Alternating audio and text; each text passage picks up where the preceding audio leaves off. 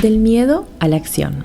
En los episodios anteriores hablamos de raíces, de sueños y propósitos, pero hoy vamos a hablar de lo que nos frena antes de empezar, el miedo.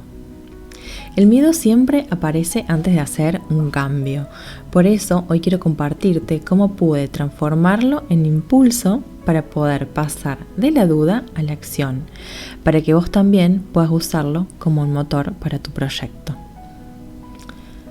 En nuestro rubro el miedo siempre se traduce en no vender, en no gustar, en no resolver ciertas costuras para que una prenda quede bien y por sobre todo no llegar a fin de mes. Un mal de todos los argentinos. Hoy te voy a contar que no empecé cosiendo desde el primer día. Mientras yo hacía la tesis, trabajaba. Antes, 15 años atrás, era mucho más difícil salir de casa a estudiar, así que había que ayudar para poder terminar esa bendita carrera. Empecé trabajando en una tienda coreana, donde ahí entendí el movimiento de las importaciones y cómo se manejaba la producción en masa. Pero paralelo a este trabajo, yo en este trabajo estaba en horario de comercio de lunes a sábado, y en el corte, a la hora de la siesta, trabajaba en una casa de alta costura muy reconocida acá en la ciudad de Río Cuarto, que era Claudia Arias. Ahí en Claudia Arias hacía moldería y mientras yo hacía la moldería estaba Marcelo. Ojalá hago acá un paréntesis y espero que en algún momento de la vida me vuelva a reencontrar con él, porque fue una gran persona y una gran ayuda. Mientras yo estaba trabajando ahí, él me ayudó a hacerle el traje de egreso a mi hermano. Fue uno de los primeros trajes que hice de hombre, pantalón, saco y corbata. Era rosa el de mi hermano y la camisa era bordó con unos detalles en flores rosas y negras y muy trabajado. Y Marcelo trabajó en etiqueta negra. Sabía mucho de sastrería masculina y me dio muchos consejos, los tomé todos y los apliqué, por supuesto. También cuando trabajaba en esta tienda coreana, el año posterior, en ese año, acá cuento un episodio que quizás para muchos lo recuerden como un mal momento, un mal pasar. Era fin de año y había épocas de saqueo. En Río Cuarto sonaban las sirenas y pasaba la policía, inspectores, local por local, avisando que cerráramos y nos quedáramos adentro hasta que todo pasara o que nos fuéramos a nuestras casas. Para mí esos toques de sirena eran como mis horas extras para llegar a casa y seguir haciendo lo que realmente quería. Después, me llené de tanto trabajo que las horas del día no alcanzaban para cubrir esa cantidad de trabajo, así que tuve que renunciar a esta tienda y por ende también dejé Claudia Arias porque no me rendía tampoco económicamente tener un solo trabajo de poquitas horas, así que ese fin de año decido dejar esos trabajos y en el verano retomar en otro trabajo. Entro a trabajar en una heladería donde trabajaba como cajera, pero para poder ganar un poco más hacía horas extras. Así que el trabajo que pensé que iba a ser normal terminó siendo extremadamente agotador, porque entraba a las 10 de la mañana y a veces por hacer horas extras me iba a las 3 de la mañana.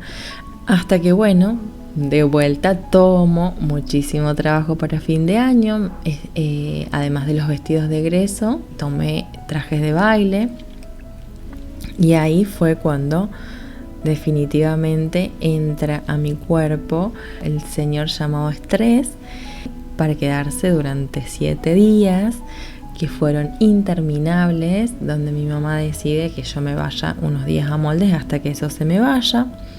Me había agarrado como una especie de alergia, todos decían que era una alergia a algún brote o algo, pero yo era literalmente el increíble Hal, el bicho este verde.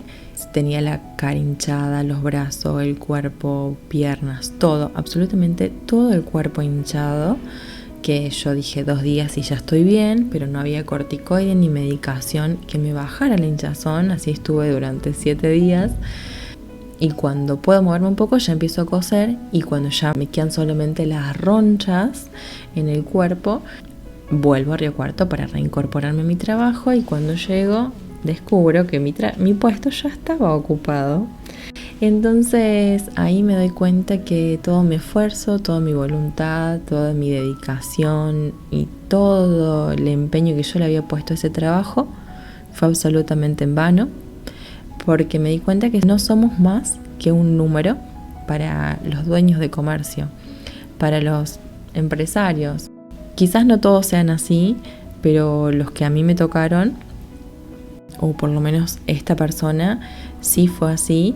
No dudó ni un segundo en reemplazarme y listo, nos vimos en Disney.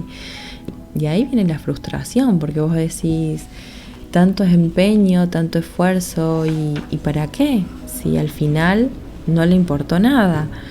Pero bueno, esta sensación yo creo que fue más el miedo de decir, ¿qué hago sin trabajo? ¿Y qué hago sin ese sueldo? ¿Y qué hago sin esta comodidad? Porque el sueldo lo único que nos da es la seguridad de tener todos los meses tanta cantidad de plata.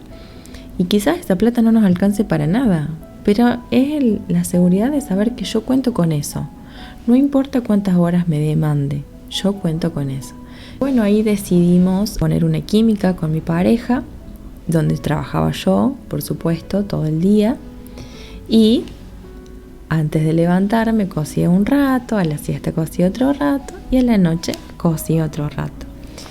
Así lo hice durante muchos años. Hoy la química tiene 10 años. Nace Julia.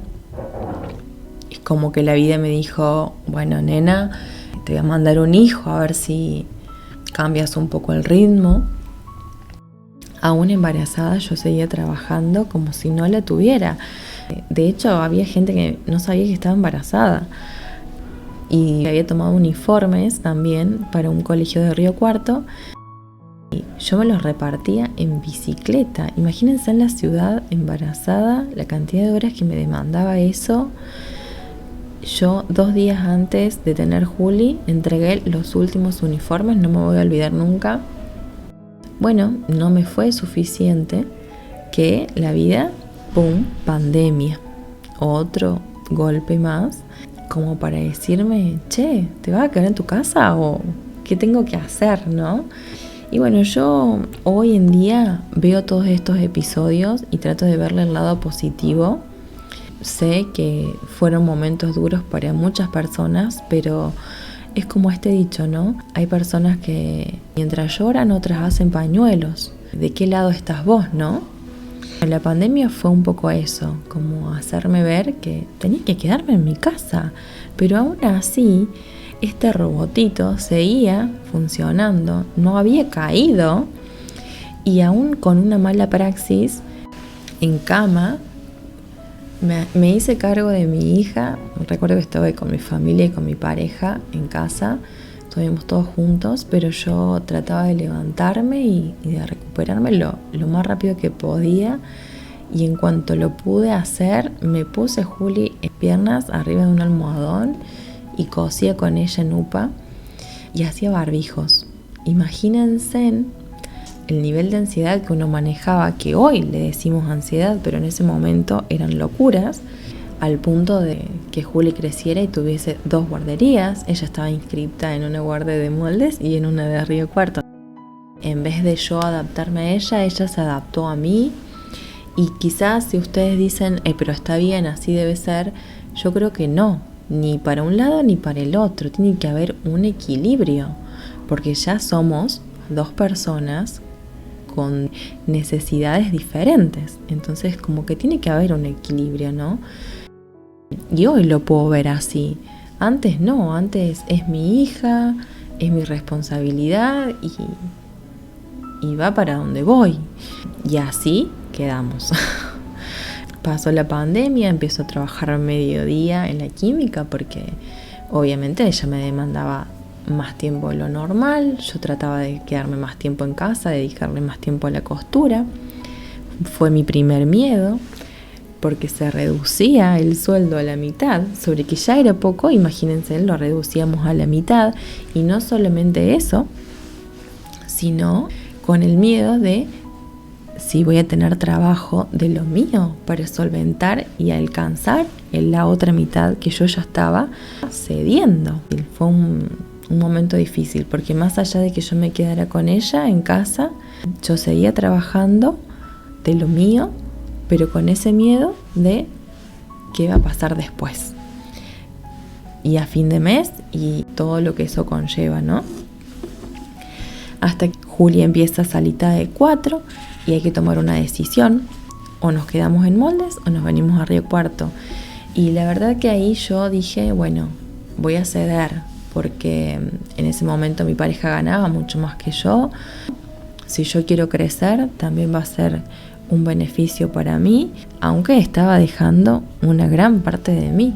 Me pongo mi taller acá en Río Cuarto y lo hice aún sabiendo que tenía un terreno nuevo, un terreno donde tenía que hacerme de cero prácticamente. Y conseguí trabajo en una fábrica en Orenda donde fabrican toda ropa de lino. Eso también me dio como un respirito y una seguridad. Y también trabajé un poco en Vanina Moratore, también otro local reconocido, que bueno, no llegamos a completar mucho, pero lo poquito que he estado me ha servido para seguir creciendo y para darme cuenta también de que sí se puede. También en épocas bajas he dado clases de moldería, me gusta mucho enseñar. Creo que enseñar me ha dado la seguridad de hoy estar acá hablándoles a un montón de personas sobre mi vida, sobre mi experiencia y sobre otros puntos de vista, para que ustedes también puedan tomar lo bueno. Yo de cada curso que hacía tomaba algo de mis alumnas y siempre las recuerdo a todas, como recuerdo a todas mis clientas. Así trabajé horas y horas y horas y horas hasta que llega este bendito accidente a decirme: bueno, Victoria, te hablé de todas las formas habidas y por haber y no hiciste el cambio. O sea, cambiaste de lugar, cambiaste de trabajo, pero no cambiaste de ritmo. La vida me puso un freno. Con muchas terapias, como dije en el episodio anterior, y con mucha ayuda profesional, puedo ver la vida desde otra perspectiva. Lo veo como un aprendizaje. Fue una porción de mi vida que me llevó a estar a donde hoy estoy. Mi aprendizaje fue así de duro. No esperes que el tuyo sea así. Trata de escuchar las señales, trata de prestarte atención, de escucharte. Mi consejo de hoy es que puedas aceptar el miedo como una iniciativa y confíes en el proceso, mucho más que en el resultado. Y empecemos a confiar en nosotros, en las personas que confían en nosotros, porque si yo estoy acá es porque mis clientes han confiado en mí, han depositado su confianza en mi trabajo, en mis manos. Entonces, ¿por qué debería pensar de manera negativa? La enseñanza del episodio de hoy que quiero que te lleves es que no hay secreto. Camina con el miedo hasta que vos puedas convertirlo en acción. No hay nada que se transforme pensando, sino accionando. Yo no hubiese llegado nunca hasta acá si no hubiese tomado las decisiones que tomé. Trata de avanzar con el miedo de la mano. Si llegaste hasta acá, te agradezco por haberme escuchado en estos 13 episodios y te invito a que me acompañes en el próximo, donde hablaremos de éxito, miedo y acción. El miedo es el vestido previo al éxito. Incomoda, pero te prepara para brillar. Nos vemos en el próximo episodio.